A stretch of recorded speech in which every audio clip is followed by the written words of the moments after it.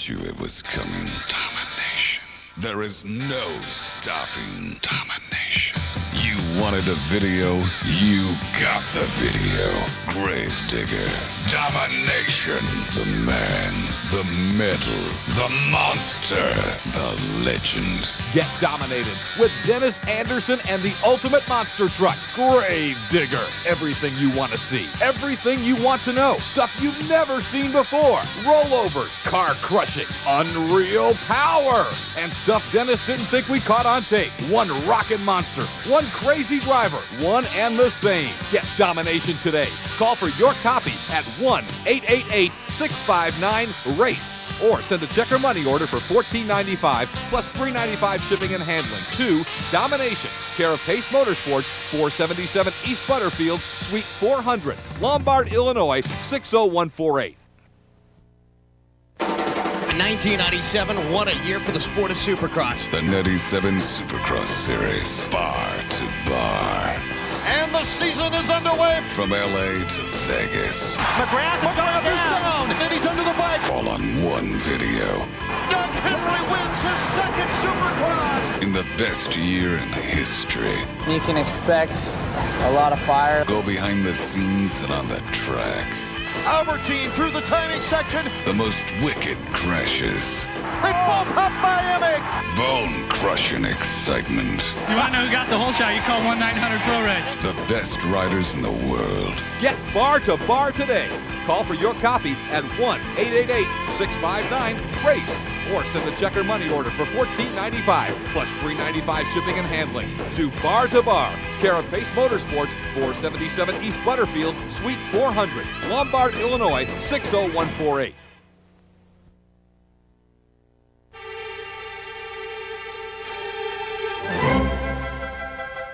Soon, your collection will be complete.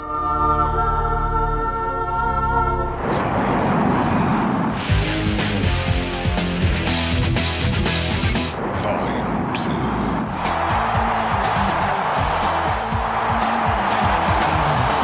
Volume 3. Volume 4. Don't miss your chance to own the best of Inside Monster Jam. All the crashes, carnage, rollovers. Plus, we've added tons of extras you need to see. Exclusive, not aired interviews, fast facts, bloopers, outtakes, and much more. Order the Inside Monster Jam home video series for only $9.95 per volume, plus $3.95 shipping and handling. Call 1-888-659-RACE. Complete your collection.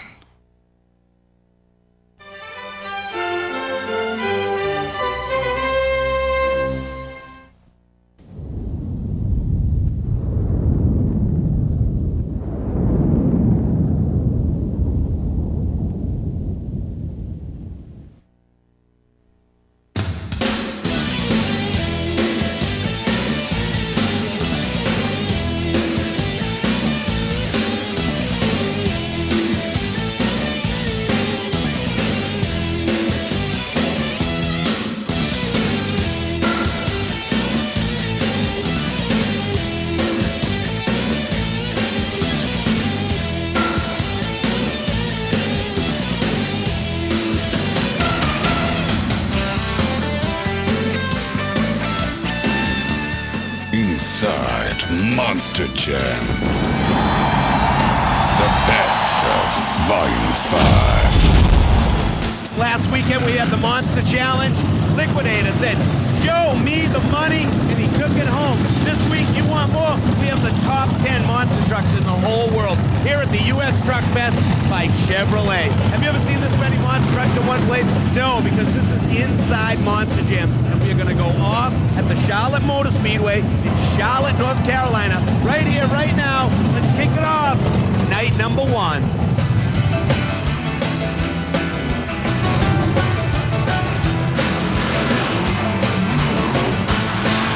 It's real big. It's almost like a dream come true racing here at Charlotte Motor Speedway. It's something you always thought about when you were young, you know. It's kind of weird to be standing here. Well, it feels great, you know, just being here at Charlotte Motor Speedway, being able to run with all these good trucks, a lot of competition here. hopefully we can pull off a win here close to home. We got the top 10 here, and they're all tough. If you lay down or mess up just one time out there, that guy you're racing's going right by you. You know how lucky you are to be in the World Championship of Monster Truck Racing? How lucky? That's the top 10 trucks in the world. I don't know if that's what you call luck, man. It's a lot of hard work with some luck. Fans tried just about anything to get inside Charlotte Motor Speedway for the first annual IMJ Monster Truck Championship. 10 of the top monsters in the world filled out the grid for the 3-day, 3-event face-off. What better matchup to kick off this classic than Bob Chandler's Bigfoot driven by Dan Runte against Dennis Anderson and Gravedigger. Although only a qualifier, both drivers drove the extremely fast U-turn course hard. Now, Digger's Chevy went around the jump instead of over it. That would earn him a red flag, and it gave the Ford of Bigfoot the victory.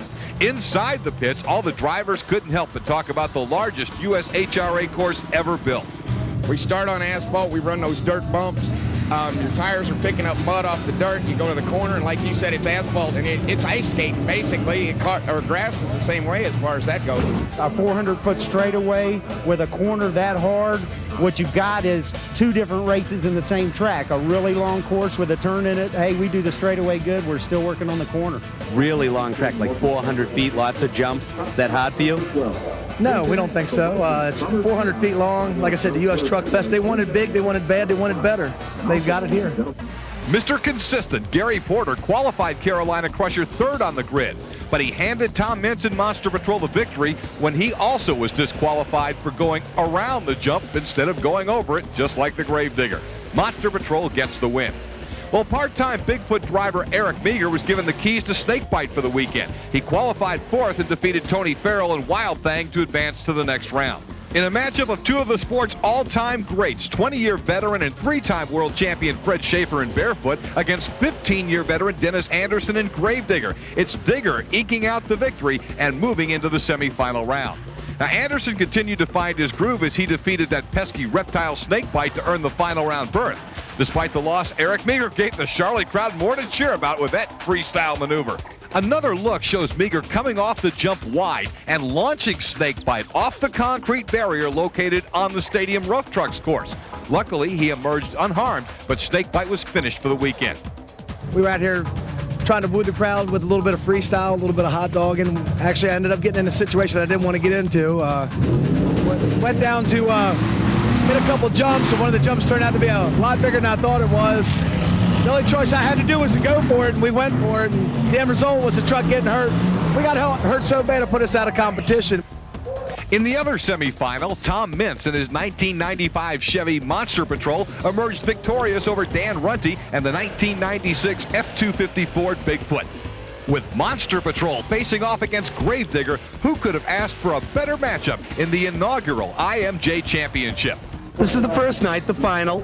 You guys feeling good about it? Yeah, I'm excited. You know, I was telling Dad on the way down here we'd be happy to win one of these, and I guess we're going to have to shoot for the first one. What about Monster Patrol, though? That guy's kind of like a little, you're loose, but he's a loosey, too. Oh, yeah, Tom's crazy, man. He'll go for it, and when it comes down to me and him in the finals, God, we just take all of our little shiny armor off and we throw it in a pile, Jack. We're going out for war, bare-fisted. I'm leaving it at that. Good luck. All right, thanks. Gets a little rough on the equipment out there. He's got to go up against Dennis Anderson, who I might add isn't really kind of baby in his equipment. Oh, no, they both go out there and beat it good. Dennis is a good driver, but we'll do our best to see what we can do with him.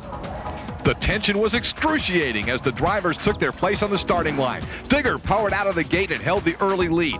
He encountered some trouble in the U-turn part of the track as Mintz was then able to pull ahead. But Monster Patrol had a bit of trouble over the crushed cars, giving Digger the opportunity to win it. At the line, Mintz is able to push it past the finish line and take the first IMJ Championship round. Even in the losing effort, Anderson and Gravedigger found a way to ignite the crowd in freestyle. Hey, it's a good win, but you're huffing and puffing. What's up? A lot of work out there, a lot of steering, a lot of bumping and grinding. You know, got a little out of shape over here. Just kept with it. It's always tough up against Dennis. What happened to him? He burst into flames. I don't know. I think he's letting it all hang out. He's got another bullet in the trailer, a couple more trainings. He'll be all right for the next one. What happened? Yeah, I tell you, Jerry, I think it's either we either spit something out of the transmission line, or it could be something on the hydraulics. It looked like it was hydraulic fluid or transmission fluid. that flew up on the headers, and we don't know until we get in there and dissect that baby. But I don't think it's too bad. We'll get her going for tomorrow. First night, you come out with the win. Feeling good? Oh, feeling great. You know, 2 more shows, we're going to give it our all. I'd like to go ahead 3-0. You're going to have to do a little training, do some more cardiovascular. Yeah, too much work on the truck and not enough jogging, I guess. All right, congratulations, Tom. Demolition Derby. 21 drivers knocked fenders at the largest demolition derby in Washington State. A delay came when a small fire broke out on the number 79 car driven by Phil Schultz. It was promptly put out, and the ensuing carnage fest resumed. It came down to last year's winner, number 69, Mike Rathke, and the battleship of Steve Peter. This one looked like it would never end, but when the battleship loses its rear tire, it was sunk, and Mike Rathke was declared your winner. Ready? I don't have to say a word. Nah, just be yourself, kid. Loosen up, okay? Work with me. It's good, it's good. Right. My new friend Bud, he said he'd do anything to get on TV, but first of all, I got to toss. Season finale, Vegas Supercross. That place was jumping. Bud, show him your stuff. Yeah! Monster! Whoa! AMA Supercross. To win his first Supercross title, Jeff Emig needed a 9th place or better if McGrath, riding on a painful ankle, could win. Number 20, Doug Henry, captured the 1/900 Pro Race hole shot aboard the Yamaha 4-stroke, while Emig came out of turn 1 in 2nd place and McGrath was back in 5th. Riding flat-footed, the 4-time champion could only manage a 7th place finish. With the diminished threat from McGrath, Emig fell back and finished 5th. Henry the race victor, Emig the prize number 1 plate for next season. I was trying to fight off, the nerves and everything all day long here, and as most people know, that wasn't one of my best races, but that was the one that definitely clinched it for me. And Kawasaki and my mechanic, Jeremy Albrecht, I mean, they're the ones that I have to thank for it. Outlaw Quad Wars. Team South came into the sold-out Houston Astrodome leading 700-600 with a chance to wrap up the 15-race series. Team South in white was running 1-2 when Bobby Farr tangled with his teammate and flipped over. Team North's Randy Dinkins moved out front in the 10-lap race when Mike Studden blasted through the field for the lead. Dinkins recaptured the top spot on the corner, then jetted across the line for the upset Team North victory. With only 1 round remaining, Team North ties it up as the season finale is coming up next week from Nashville, Tennessee. If Team North won the battle, Team South called upon Texan Ron Nelson and his bustin' loose monster truck to deal a psychological blow to Team North.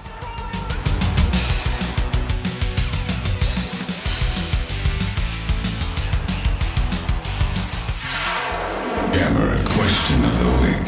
Hi, I'm Craig. Monster Jam? Hi, I'm Craig, and my jammer question is, why are monster trucks turned off before they race? This week's answer to the jammer question. Pro Modified Sand Drags. Over 32,000 St. Louis spectators got a rise when pro-modified racer Shay Clark slammed her foot down and brought Foolish Pleasures front end up. Joe Villarreal continues to have problems keeping Joey Quick under control. Now, you'll remember last time when Villarreal flipped his sand drag inside the Georgia Dome. He emerged without a scratch and even received third-place honors. Well, this time he keeps the rubber side down but overshoots the 100-foot pit. He ends up hitting the wall protection unit. Coming off the Atlanta victory, Fred Wilhite and Money Pit could only manage second place with a 1.652 run. It was defending world champion Mark Green and the Mudbuster with the fastest time of 1.648, good enough for the victory. Legend Cars.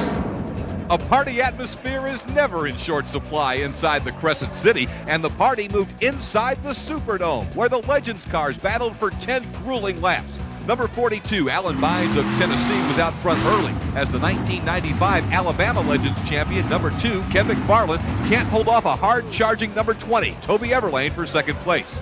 With 3 laps remaining, Everlane takes the wide line, then drills his car past Bynes for the lead. The Alabama native then opened up the margin for the victory. We look at each other and start laughing. We're all serious. Okay, Dennis, you've had some pretty hairy crashes in your day. I mean, big-time rollovers. There's frags all over the roof here. Hey, that's right, man. You know, when I come back to the shop and everybody complains about me tearing up so many parts, I say, hey, look at all the decorated parts we have hanging around on the Gravedigger. And Carnage. That's it, man. It gives us something to talk about. This week's monster moment, which one are we going to talk about? What do you think? Maybe West Lebanon? Huh? Yeah, why not? That's a rollover that I can remember pretty good. Monster moment. What about it? What happened? I was racing UFO. West Lebanon's a really cool track. I love racing there. And actually, when I rolled over racing him, I wasn't running as hard as I could run with the truck. So probably that's why I probably turned over. I got myself out of control driving so slow with it. But it was a pretty cool rollover. They had me wired up, with the mic.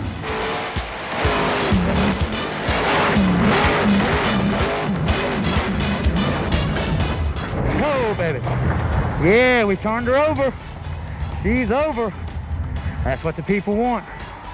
That's what they got. I got a tore up truck. And we got the truck flipped back on its wheels, checked it all out, and went out and won the race with it. And that was the coolest part. How's it going? What are you doing? You want to talk to Dennis Anderson? You gotta go through me first, punk, because I'm the man. Digger Security. The Terminator can't hold a candle to Digger security guard Jerry Bernardo. Why do you call this the Digger Dungeon? Well, we had to come up with a name for a souvenir shop here at their location, and I want to have a really cool place for them to come into, so I had to start thinking of some names, something to kind of do with the Digger, so we call it Digger's Dungeon. What's this right here? This is one of the old retired trucks, and actually there's bits and pieces, and every once in a while we'll come in, we'll rob a part off of it if we need it. But this truck is, the kids always want to set in a monster truck. Well, we've got this truck so the little kids can climb in it, they can get in, turn the steering wheel, they can mess with the accelerator and actually make the butterflies work on the blower and all that stuff. It's just for the fans to climb on. From the Digger Dungeon in Kill Devil Hills, let's look at more monster truck racing. Oh, man. He's a dip. 6 monster trucks got set to compete on the unique concrete course at the Dayton Thunder Nationals.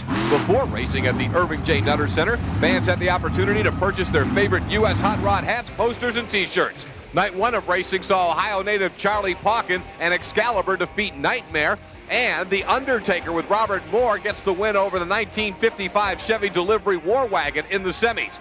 In the finals, Robert Moore and Undertaker had the better reaction time, but the vertical jump allowed Excalibur to slide by for the win.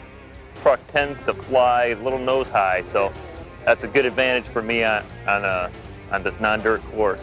My truck was able to stay down, stay low, and cop the win. On the second night of racing, Excalibur wasn't smooth off the crushed cars, but his run against Nightmare was good enough to get him into the final round.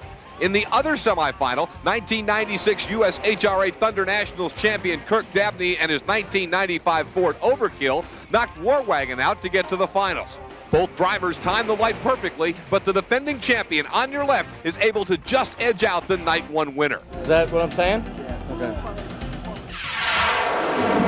Modified off-road buggies. Inside Houston's Astrodome, 53,172 fans came out to see some great metal-crunching buggy action. Barry Calloway was right on the race leader, number 10, Steve Dutton's tail. Before the corner, there was some wheel contact. Then Dutton had too much spin coming through the corner and ended up in the hay bale. On the replay, you could see that Calloway didn't make contact in the turn itself, but his hard driving style forced Dutton's error. Calloway captured the checkered flag. Well, we've been following the Outlaw Quad Wars series all year long, and it's got to come down to the end. This is it. Nashville, Tennessee, all tied up. Who's going to take it, north or south? They're always jamming in the corners. I am Jay, bringing you the news.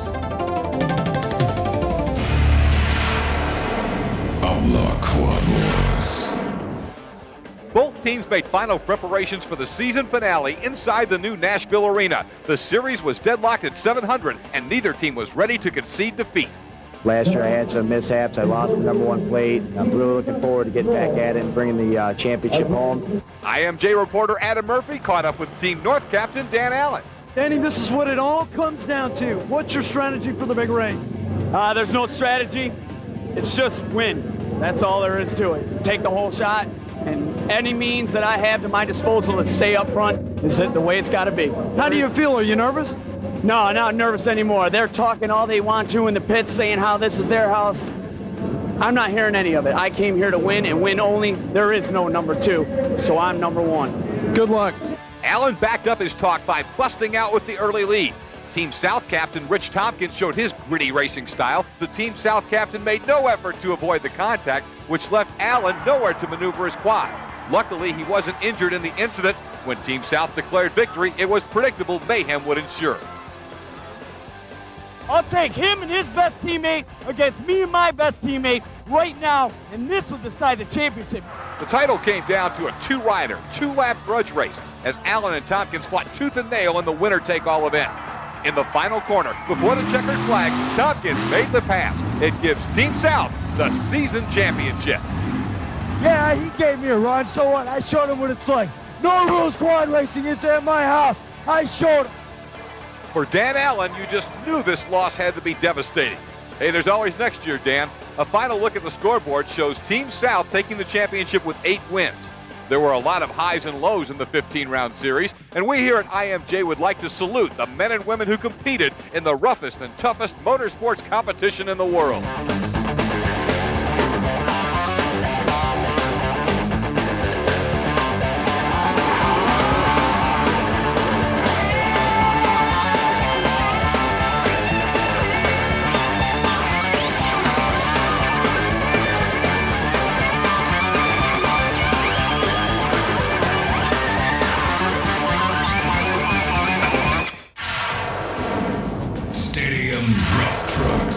The World Series, the Super Bowl, the '96 Olympics. Now it's time for over 57,247 Georgians to witness the ultimate competition, Stadium Rough Trucks. Streetwise drivers in street-legal trucks found themselves competing against each other on the unique roundy-round course, where Jeremy Knight in his '81 Toyota bounced hard with a 35.23-second time against Gary Hennister's '85 Chevy, who broke his axle in the semifinal round. In the finals, Darrell Black's Spanky's toy was fast, but it was Richard Graves in the Toyota Land Cruiser who took home first place. Monster Truck says shut up. I gotta remember what I'm saying now. All right. When the fans love it, I love it. Now we're going to go up to Seattle, Washington. More killer inside Monster Jam. Is this great or what? Yeah! Scream as loud as you can.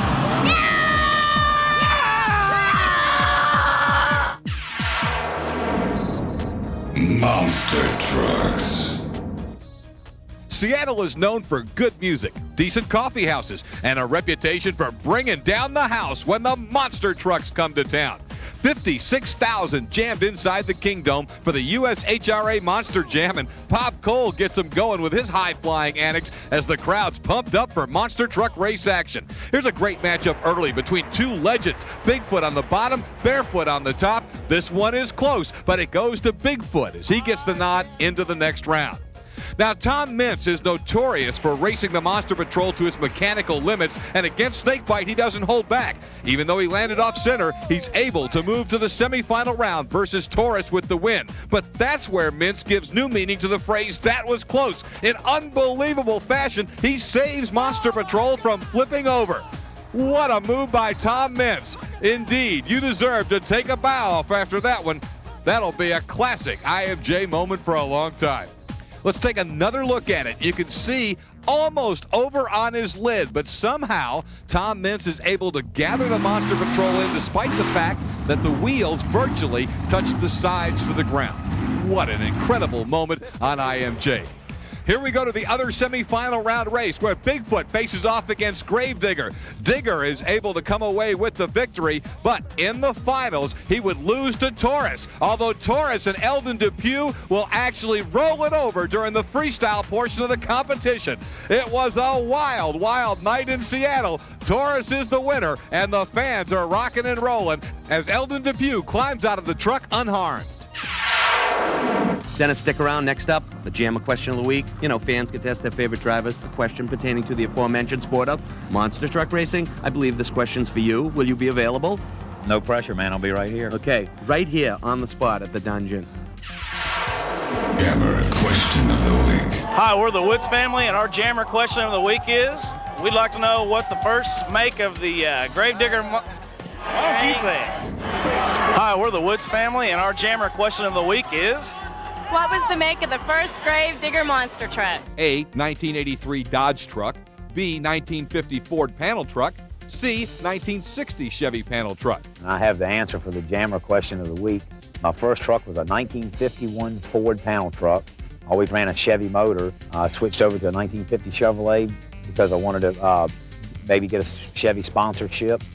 I love it, man. It's heck, I'm here to stay until every bit of my hair turns gray, I guess. Monster trucks are shut off. Okay, now let's go to the Phoenix Air Show with Les Shockley and the Shockwave, the biggest and the baddest jet truck you have ever seen. This guy tore it up in the desert. That's my jet sound. At the Phoenix Air Show, there were old planes, stunt planes, and modern state-of-the-art jet planes. But also part of the show was Les Shockley and the Shockwave triple-engine jet truck. When you look at the front end of the truck, represent a factory semi-truck that you see driving down the road. When you go around the back, it's got 3 afterburning J34-48s. It makes 36,000 horsepower, 21,000 pounds of thrust, and the truck weighs 7,000 pounds. So it makes, it's got a 3-to-1 power-to-weight ratio, about twice as much as the space shuttle that launches vertical. It could out-accelerate the space shuttle twice as fast, get into space twice as fast. Les Shockley's jet truck then took on the Red Baron Stearman Squadron in a race for the ages. It's showtime. Let's go, baby. Here he comes. Get your cameras up.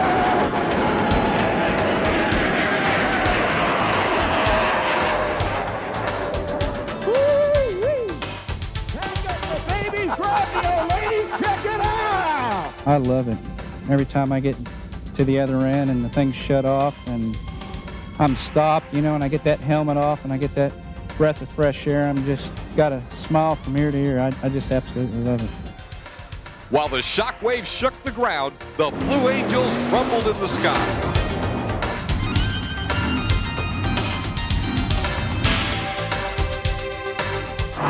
Flying high at the air show or flying high on the quads here? Let's look at all the other great stuff from Texas Stadium. Inside Monster Jam, we do it all. More IMJ Racing. 13 street-legal four-wheelers competed in stadium rough trucks, and a considerable amount never went home fully operational. Scooter Hot Shoe Holders defeated Jim Holley with a time of 17:26, which was good enough for third-place honors. Sean Gibson didn't get that much air off the jumps versus Jaws Handsome, but his time of 14.05 put him on top for the overall victory. A few weeks ago, in one of the closest regional Quad War showdowns ever, Team Oklahoma came from behind and defeated their arch rivals from Texas. Bragging rights were on the line in the rematch inside Texas Stadium. Team Oklahoma in black jumped out to the early lead off the Le Mans-style start. Now, this was a seesaw battle where lead changes were as common as a summertime Oklahoma tornado. On the final lap, Bobo Peters recaptured the lead from not one, but 2 Texans. He held both of them off to give Team Oklahoma the upset victory on the road. IMJ will have some Gravedigger action after that. After this. That was great. Here we go. We'll have some Gravedigger. Gravedigger. Mike Hollis may never make IMJ co-host, but he does have steady work as the Jacksonville Jaguars kicker. Okay, what am I saying? Hi, I'm Mike Hollis. You're in Jaguar country. More IMJ after this. Mason, you're supposed to look at the camera. Bigfoot takes a dive in Nashville, while no one told Madman Mintz that doing donuts in Florida with a flat tire is against the law. As we bail out the big guy, you stay tuned to Inside Monster Jam. You're watching Inside Monster Jam on ESPN2. Monster trucks haven't foregone their trademark monster tires for training wheels just yet. No, this is the only way the trucks can get onto the track through the tight corridors at the Alltel Stadium in Jacksonville. Yeah, it's about the only way you can fit a 12-foot wide truck inside of an 8-foot wide trailer. You got to put a little bit different treads on it. We like to use a really small tire, a lot easier to lift. Came in here, we cut the center out, and we welded some lugs in there to make it fit on this axle. And like in a temporary spare, you probably run about 60 pounds, and I actually run 125 in these to get it to hold the weight up. Check your tire height too. I don't think that qualifies as a monster truck tire. Oh goodness. Son, these tires just don't get it. I need you to step on out of the car, son. You'll have to come with us. Oh, no, not again. That's the SWAT team hanging out of that helicopter. After I post bail, we'll be back with more Inside Monster Jam. Once the trucks were in place, thousands of families stopped by for the always popular pit party, where pictures and autographs with their favorite drivers is always exciting. He's been looking forward to something like this for the last 3 years, and it's finally coming true. He just got to name all these trucks and cars out here and keep them in his little head. But this is better than football right now. Like the noise. There's very few things that can make more noise than these kids, and I think we finally found one of them. For the last 2 weeks, it's been like, Dad, are we going to the monster truck pull? Yes, I'm missing work right now, so I hope this ain't on TV. Oh yeah, these events are great. I mean, it gets a lot of children involved. Kids love seeing this kind of stuff, and they could be doing a lot of worse things than coming here watching a big truck crush some cars. So we're happy to see the kids have a good time. 8 trucks competed on the straight line course where the racing was fast and furious. In qualifying, Gary Porter and Carolina Crusher cruised over Little Tiger. Then Gunslinger got the win over Wild Thing, even though Scott Hartsock blew out the transmission and was out for the night. After each run, the disabled list kept growing. Monster Patrol and American Guardian both had good air, but Guardian damaged the starter and was done for the night. Florida native Jim Jack and Reptoid pulled off the upset victory over Dennis Anderson's Gravedigger. With all the mechanical problems, Monster Patrol stayed in the grid and raced solo. Digger stayed in the grid and raced solo. Even Carolina Crusher was able to stay in and, you guessed it, race solo. Reptoid was the only one in the round to race another truck. He stayed healthy long enough to beat Little Tiger, but in the semifinals against Monster Patrol, he suffered engine drivetrain failure, which left the scaly Chevy on top of the crushed cars while Patrol headed to the final round. In the other semi, Carolina Crusher beat Pablo Huffaker and Gravedigger. Later in the show, we'll have the final showdown between Carolina Crusher and Monster Patrol. This is definitely the best thing about monster truck racing. It's called the pit party. When all the fans get to come in and meet the drivers, see all the equipment, it's really great for the kids. They get to come in and see the big, huge trucks. And this guy's having fun because he gets to sign a lot of autographs. He's really having a good time. Scott, how's it going, buddy? Hey, just fine. Yourself? Well, you know, I'm just trying to do a little interview and see how's it going. I think it's kind of cool that all the fans, they get to roll on in, you get to sign some autographs, look around at the trucks, and the looks on the kids' faces. Yeah, I mean, look at them all. They come up here and just stare at these things. These big tires kind of fascinate them, you know, thinking, man, if we could only have those on Mom and Dad's car. Yeah, and Dad's looking underneath going, you know, I bet you I could build that out of a wagon. Yeah, we could take the old station wagon and put these tires on it. We wouldn't have to worry about traffic jams. He'd probably be shocked with the money it'd take him, huh? Yeah, he sure would. What do you think? It's good. Who's going to win? Gunslinger. Gunslinger. Yeah? How old are you? 4. 4? Yeah. Everything he says, then he laughs. You're the best. Wait, I'm going to carry you for a minute. Oh, I just like to see the fans at the end of the night. If they have a smile on their face, I know I've done my job. Thank you. That's it in a nutshell. The kids love monster trucks. What about the adults? Is this cool or what? So we can shut off any truck at any given time during the building. Monster Trucks. Over 58,000 fans were all smiles inside the Pontiac Silverdome as 13 top trucks invaded the Motor City. In the second round, Alan Tura and his jet-powered Ford G-Force just couldn't rock it by Brian Walsh driving Monster Patrol. Patrol is a little shaky over the crushed cars, but he's able to move to the next round against the all-new Wild Thing. Todd Frolic and Barefoot were out of the running early when the Dodge had trouble handling the back end and thrashing it against the Barbarian. Frolic was okay. As for Barefoot, let's say the Dodge needed some work. It just happened so fast. I know it was a little crooked coming over that first set, and I got back after it, and it just went crooked from there. After knocking out Monster Patrol, fan favorite Tony Farrell and Wild Thing moved on to the semifinal round against hometown hero Predator. Coming over the crushed cars, Predator wasn't pretty, but it was good enough to advance to the final round against Dennis Anderson and the Gravedigger. In typical Digger fashion, Anderson knocks out Warlock, Thrasher, and then Nightmare 2 to earn his place in the finals. Predator looked smooth off the start, but had too much wheel spin coming off the corner. That opened the door for the Gravedigger, who slides the 1950 Chevy home for the win. I tell you what, man, Predator's been running real good all night. We all been kind of crossed up on a rear steer out here. We're kind of rusty on it, you know, and heck, man, we're working on this new truck. Every round you can see us down there thrashing on the shocks. When we get this whole mess straightened out, though, it'll be tough to beat. Shut off the monster truck at any point during the... The 6 of 8 trucks had experienced mechanical problems at the Jacksonville Monster Jam, so the only 2 trucks left faced one another in the final showdown. Tom Meents and Monster Patrol on the bottom of the screen against Gary Porter and Carolina Crusher. Down the drag-style track, Porter just had the edge at the finish line to be this week's 1/900 Pro Race winner. Carolina Crusher actually loses his drive shaft on this hard landing at the finish. Still, not only did Porter get the win, but he was able to put on a show, doing power donuts for the fans without the drive shaft. And Tom Meents drilled Monster Patrol in freestyle. He even attempted to do donuts with a flat rear tire. Even the Jaguars mascot Jackson couldn't believe this when Meents tried to perform his trademark wing walk on a flat tire. Ever the showman, Tom Meents wasn't going to let a little mechanical problem stop him from putting on a show. I think I ran great. I had a lot of problems, but, a lot of other trucks did too, but we just kept going, I mean, that's one thing about us. We carry a lot of spare parts because we tear up a lot of spare parts. The truck ran real good tonight. It's just a little hole. We'll get her back together and get her going again. It'll be all right. I don't know if my dad's watching. He better be getting the tools ready and picking up the phone, ordering parts because I'm headed that way.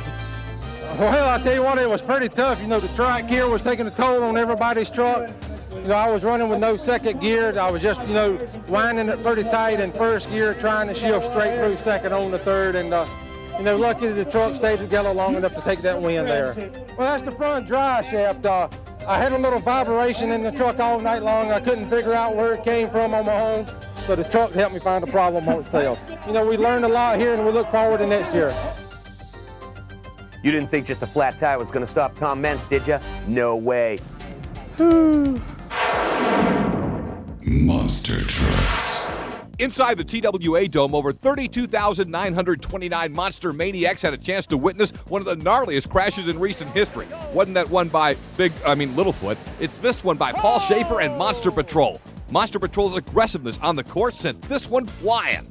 The track was kind of a wild track, but what happened was the frame gave away in the middle of the frame. It broke the frame. When it come down, it did a wheelie and landed on the back bumper. But it shouldn't have been a problem, but the frame broke. When the frame broke, it just slammed it into the ground and it rolled over 2 or 3 times.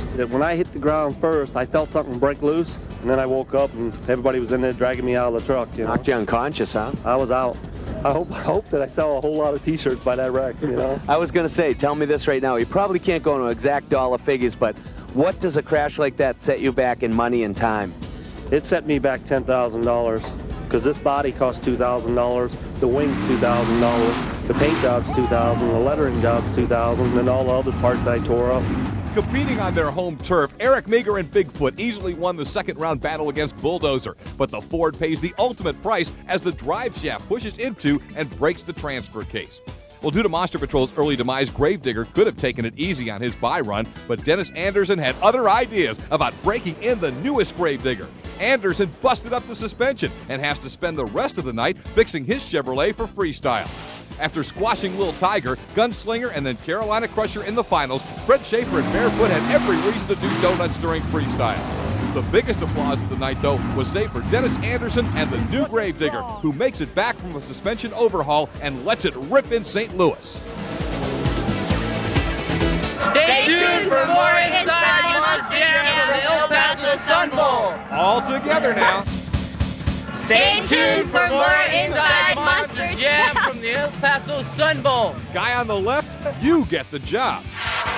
Stadium Motocross. Stadium Motocross rocked West Texas style inside the sold-out El Paso Sun Bowl. Number 7, John McDonald broke out with a hole shot, but on lap 2, he had trouble with the sandy track that caused a chain reaction pileup. Now, number 148, Don Grable, no relation to Betty Grable, was out front when he encountered problems with the track. That allowed number 4, Mark Traversy, to cut the inside line for the pass, although Traversy went wide around the corner and was able to save it, then shut the door on Grable for the checker.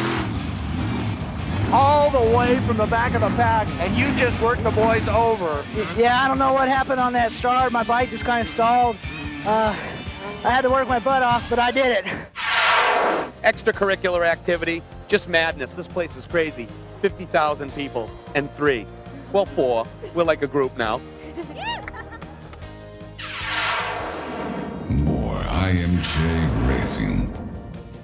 Coming right at you, number 624, Craig Schroeder kept his 1600cc buggy pegged to the limit, but he takes the far corner too wide and ends up sticking to the mud. That allowed the Crowder brothers of Jason and Jimmy to easily maneuver themselves into the lead and on to the victory. The real drama was for second place when number 618, Marty Neri, gasses it right before the checkered flag. But does he beat the K99 buggy of James Lair? Even in slow motion, this one is just too close to call, so we're going to say it's a tie. In Stadium Lights Racing, two-time champion Rick Krantz guided the ProMotion machine in cruise control on the way to the easy victory. In fact, Jerry Bernardo thought the stadium lights were so cool, he decided to slap on the headgear and gloves and hop on inside while Rick was being interviewed. You know what? I always get in trouble. I didn't know I wasn't supposed to go. They were trying to get a vehicle off the track. The safety equipment was still out there. Couldn't get strapped in, so the minute I got strapped in, whoa! I didn't know where the track went. I was having fun. The helmet kept going up. I pulled some donuts. I think I'm in trouble again. Those things are really cool. It's funny. Once you get strapped in, you really feel comfortable and safe. They're kind of jarring, but it pulled donuts. It didn't feel like it wanted to tip over or anything. Would you try that at home? Would you just climb into a foreign object, pin it wide open, and go over a big jump? You would if there was 50,000 people at IMJ, huh? Yeah, you would. You would. For IMJ, you'd do it. I know you would. Don't lie to me. Come on. Ready for the monsters? Yes. It's what you've been waiting for. My monster truck. Okay, can we do it again? Am I allowed to make mistakes? Hey, Buzzy, how cool is this Truck Fest? Awesome. What do you think, buddy? It's cool. It's what you've been waiting for. More monster trucks from Charlotte Motor Speedway at US Truck Fest on Inside Monster Jam. By the second day, the IMJ World Championship was the hottest ticket in town, and all the drivers knew they were part of history. You know, I think they got off to a great start. It's something that we can look forward to watch it grow in the next few years. And, you know, if they keep at it, I think it'll grow into one of the biggest events of all times for the monster trucks. The people are beautiful here. They treat you like gold. I'm having a heck of a time. Despite making it to the final round the night before, Dennis Anderson and Gravedigger continued to have problems coming out of the U-turn part of the course. In qualifying against Boogie Van, Pam Vodders pulled off the upset in the 1995 Ford Aerostar van. When top qualifier Kirk Dabney and Overkill spun at the U-turn section, it looked as if Vodders was headed toward the semifinals. But Dabney recovered and then made a great run to the finish line to edge out Boogie Van for the win. Vodders demonstrated just how slick the track was when she slid across the infield after her run was over. Dan Runte placed Bigfoot third on the grid, but was no match for the veteran Fred Schaefer and Barefoot, who had total command of the track as he cruised to victory. Digger advanced as the fast loser and would come back to meet Tony Farrell and the Wild Thing. Digger seemed to have lost horsepower on his final push to the line as Wild Thing is able to knock the Chevy out. Gary Porter and Carolina Crusher lost to Tom Meents in Monster Patrol the previous night, and any hope he had of enacting revenge was dashed when he landed off-center after the crushed cars. Meents, who enlisted the help of his father to tune the 1995 Chevy, didn't even work up a sweat as he defeated former school bus driver turned world-class monster truck racer Tony Farrell. Coming down from the jump, Fred Schaefer's Barefoot lost the front fender off the Dodge, but Dabney and Overkill weren't able to take advantage of the mishap. He was DQ'd for avoiding the finish line crushed cars. It was another classic final round for the IMJ World Championship between Barefoot and Monster Patrol. Schaefer had the good start, but Meents and Monster Patrol weren't about to give up as he clawed his way to the lead. Over the final set of crushed cars, Barefoot just edged out Monster Patrol for the Day 2 IMJ Championship. As the fans would go nuts in the stands, both drivers tore up the infield of the legendary Charlotte racetrack during freestyle.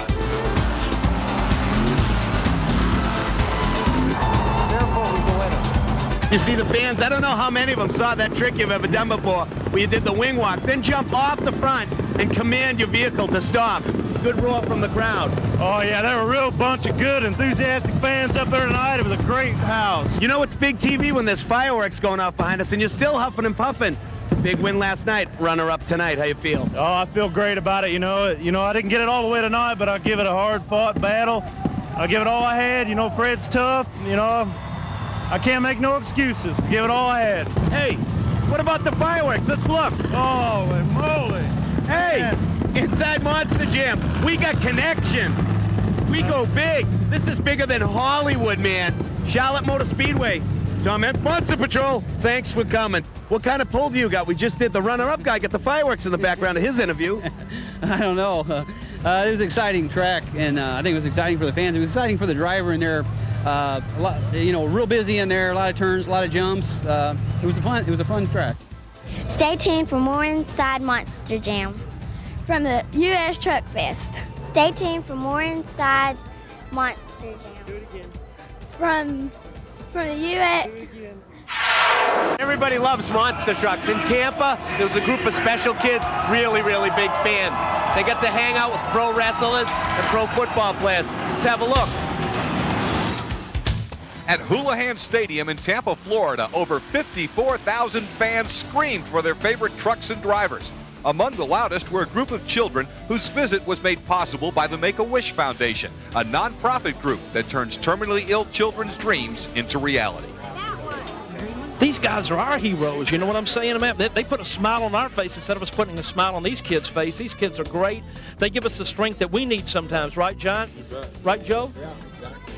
In a time when smiles are hard to come by, the Make-A-Wish Foundation and the USHRA Monster Trucks teamed together and made a lot of dreams come true for an exceptional group of youngsters. Anytime you can go out in the community and help people and make kids smile and make them laugh, and a lot of kids that are having trouble, and make them go that extra step that they need the help to do, then it's worthwhile, you know. I mean, everything you do in life, it's all about really the beauty and the purity of life.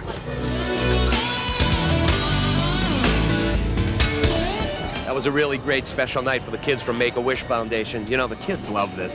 Yeah, they sure do. You know, if it wasn't for the kids, you know, they power me to come out here and do this. The kids really get into it, and you know, I really enjoy seeing them, the expression on their face, you know, everything. And you know, I just hope that we can influence a lot of kids out here to keep them off of drugs and you know, let them live their wish out. Yeah, have a good time. It's to test the RII, the remote ignition interrupter. Is that what it is? We didn't think it was possible, but we found two of a kind in Tampa. Meet Jerry and Sherry. Hi, I'm with Jerry, and I'm Sherry, and we're watching Inside Monster Jam, and we'll be right back. Imagine me and you, Okay. a two-seater monster truck. We are going off. You're driving. I'm petrified, biting the nails. Oh, believe me, We're going if for I'm big driving- air. No, it's going to be awesome. What do you think? Are we going to win? Oh, definitely. No doubt about it. I mean, I'm the one that can do it. Okay, and then the prize money, where would we go? Monaco, maybe French Oh, Riviera? the French Or Riviera, just like yeah. Citrus County? Or... No. French Riviera. Yeah. Notice how when you talk and the kids always think I it, and they know, think you don't see them. It's like, get away out of the car. I know. No, we're out of here. More IMJ Racing. If you thought the Stadium Rough Trucks were going to take it easy on the final day of competition, you were wrong. Watch Jeff Walter destroy the axle on his Jeep Wagoneer while competing against Sean Gibson. He was definitely looking for a ride home after Truck Fest. Reagan Hermany's smooth run was good enough for second place. Mike Keith on the top of your screen clocks the fastest time of the day with a 13.34. Dale Giles, on the other hand, still hasn't made it to the finish line. As soon as he crosses, we'll be sure to let you know. In four-wheel drive pulling, Charlie Dutton, driving Child's Play, just squeezed into the top 10 with this run. It would be Herb Davis and Animal House pulling a fourth-place finish as Animal House comes down the Charlotte track. But Jerry Swearingen would be the man, pulling 277.91 feet in the Outlaw. And Jerry Swearingen comes away with the victory at Charlotte Motor Speedway's Truck Fest. It's like saying, say toy bowl 3 times fast. Try that when you're doing nothing. All right. Otherwise, you got it. Okay. Monster trucks are shut off. No. Yeah. Monster trucks are shut off before they race. I just said we want to do a thing about crashing. You go, why are you going to pick me? Why would you think? I don't know. Why are you going to pick me? You've wadded. Once. What? Once this year. No, that's no. all. I mean, in the past 3 years. Oh, yeah. I mean, you could make a whole crash and burn tape just on me. Ninth place finish in the last race, and there he goes now. Barely touched the foot pegs through those sections. Boy, those moguls coming out of that turn. A lot of things good, and then, Then his teammate Albert G went flying. Dow triples. Worst crash? Houston last year.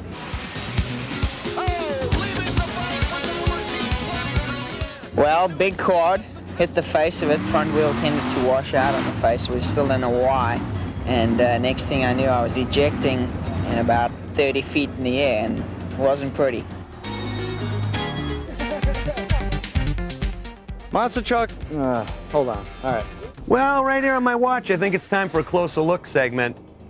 A driver, his truck, a highlight, really good. Ron Nelson and Bustin' Loose. Right now on the Deuce. Hey, that rhymed. Coffee. A closer look. Hi, I'm Ron Nelson. Here we have 1 horsepower, which versus Bustin's Loose, 1,100 horsepower. Now, he might look like a serious guy, but we've got some footage of Ron horsing around. Hi, I'm Ron Nelson. Here we Thank you, girl. Appreciate that. It's a blown alcohol motor. It's running 12.5 to 1 compression. It's a 96 cab and a half Chevrolet body. We're the only one so far out on the circuit that's running a cab and a half. We also have a Turbo 400 underneath it, which is an automatic just like the one you have at the house. In your mom's car, your parents' car. We just put it in gear and go. And I like to go out and hit the motocross jumps and get a lot of air. They kind of frown on me for doing it, but I sure do put a good show on, and the people love it. Go Ron! Ron Nelson! I want to say one thing. Do you know what a privilege it is to get to drive the Gravedigger? How many people do you let drive this seriously? This will be the first. Okay, for some reason, why would you let me drive this seriously? Because I think you're cool. Okay, another thing is we definitely have the ignition interrupter going on here, because safety's always a major factor. Right, exactly, because man, you never know what's going to happen on these dudes. So that way, if we think that you're going too fast and too far, I've got my finger on the button. Shut buddy. you I down. can stop you. Okay, so what we're doing is this is a little test area he has. He had a jump here earlier, but we took it out. This is just kind of like a little straightaway where we test the transmission, make sure it goes through the gears right and stuff like that. So that's what we're just going to do. We're aiming for a whole shot. Right. First to second gear. Right.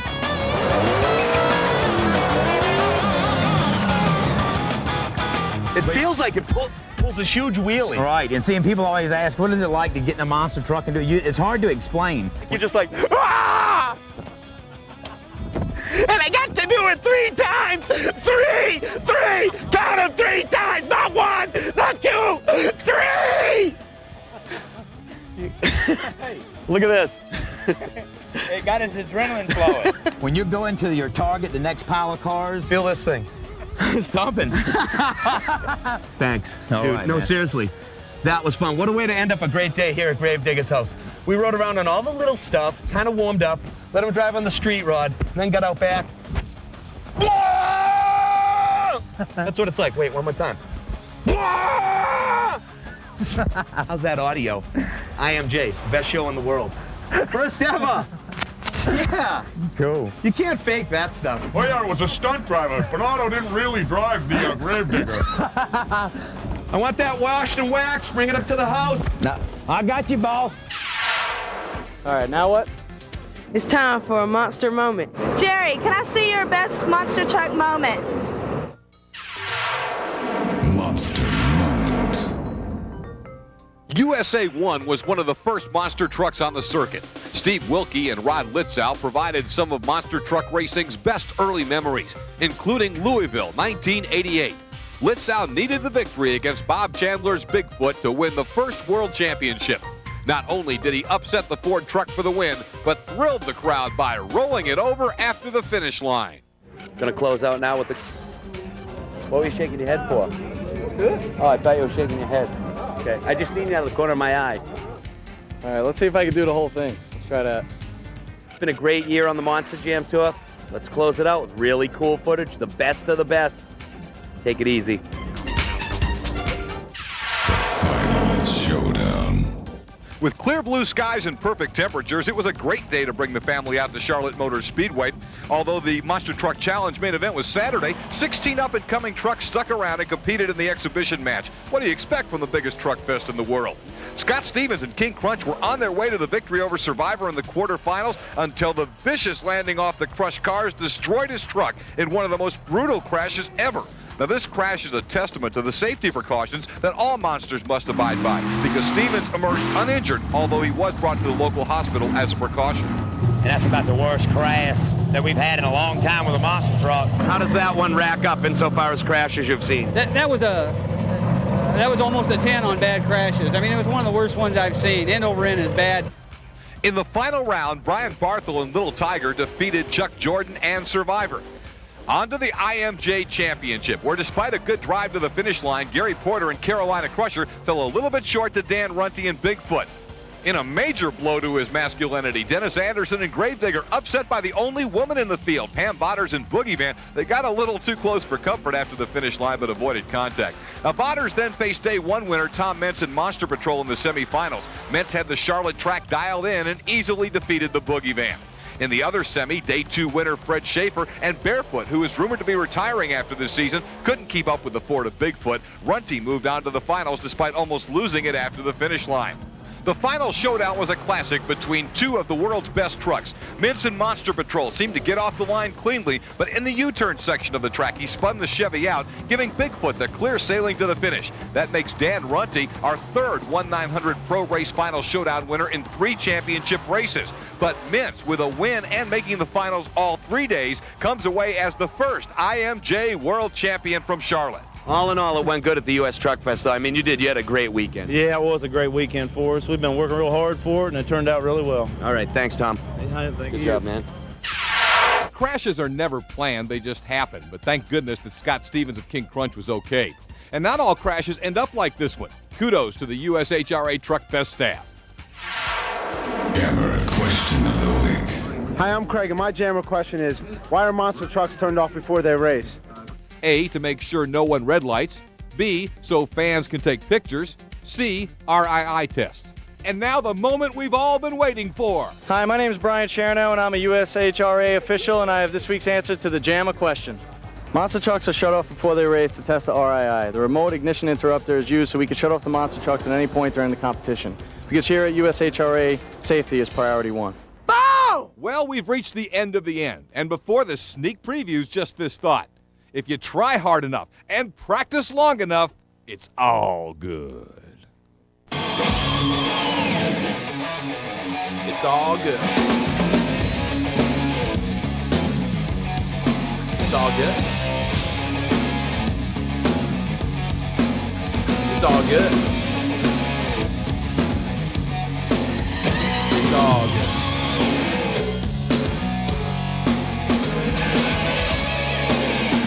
It's all good.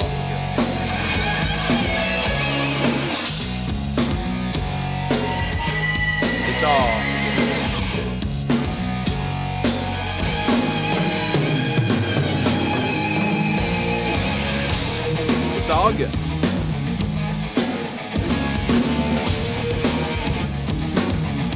It's all good.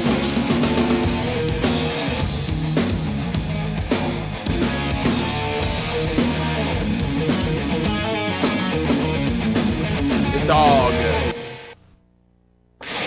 Need results? Get results. 1-900 Pro Race. Your direct line to the finish line. AMA Supercross. Henry makes the $1,000 1-900 Pro Race Whole Shot Award. National Motocross. Arena Cross. Monster Trucks. Truck and tractor pulling. Extreme sports. Exclusive interviews. And if you need race results, that's who to call. And more. All at your touch-tone phone. 1-900 Pro Race. Get results when you want results. Dial the Pro. 1-900 Pro Race.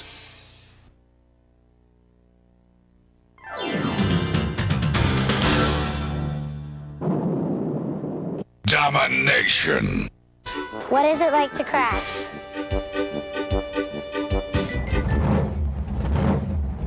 There's been a lot of times that I thought that I was losing the truck. I've gotten over to the point of no return, and that's usually when you've got dirt spraying through the window and your glass is cracking. That's the point of no return.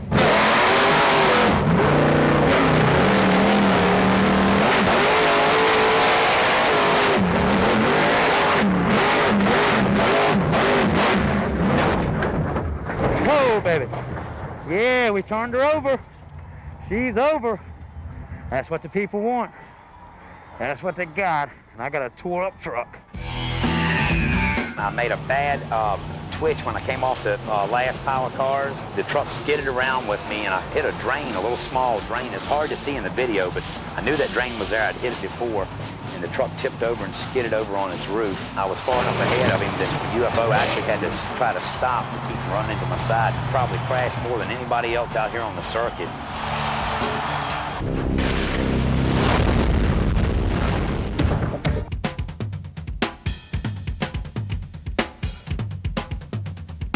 I started the year off with no confidence because I came off a broken leg, and I was really happy just to have some good, strong, consistent finishes. A couple of injuries really kept me from doing anything for the overall championship. My season has been kind of like a roller coaster, pretty up and down. Had a few good races, a few more bad races, but all in all, it's been a pretty good learning experience. I've had one good race, and the rest have been kind of terrible, I guess. Had my first podium in Minneapolis, and the season's been pretty good since then. I've been very happy so far and looking for good things. This year's been an okay year. I think I've been pretty consistent.